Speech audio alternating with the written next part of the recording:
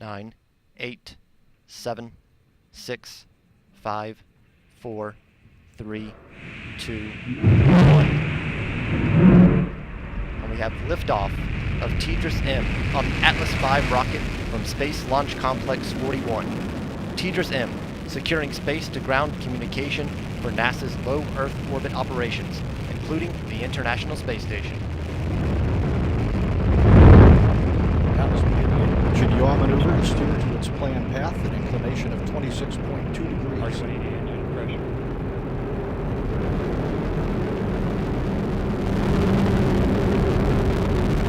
You're hearing the voice of Patrick Moore providing launch vehicle ascent data.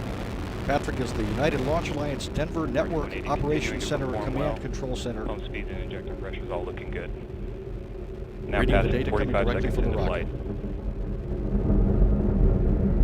The Atlas rocket carrying TDRS-M nominal will flight reach control supersonic disturbance. speed at 1 minute and 20 seconds into flight.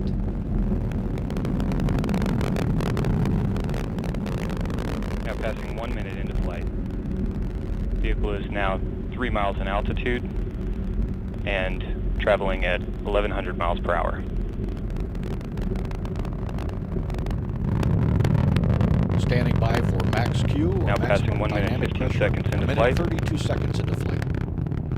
Mach 1, Atlas V is now supersonic.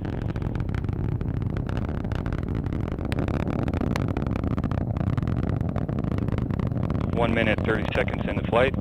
Now passing through max Q, maximum dynamic pressure. This is the point when mechanical stress on the rocket reaches its peak because of the rocket's velocity and resistance created by the The atmosphere. RD-180 is throttled down to 95% thrust as expected. Engine response looks good. This engine thrust profile will continue until the vehicle reaches a programmed 5G acceleration limit.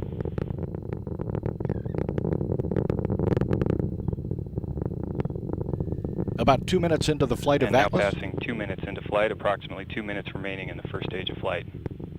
Vehicle trajectory traveling right down the middle of the range track, looking good. RD-180 engine operating parameters also looking good.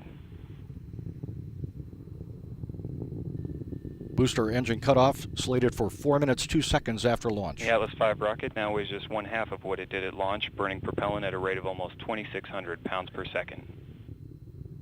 And vehicle has gone to closed loop guidance. Now passing 2 minutes 30 seconds into flight.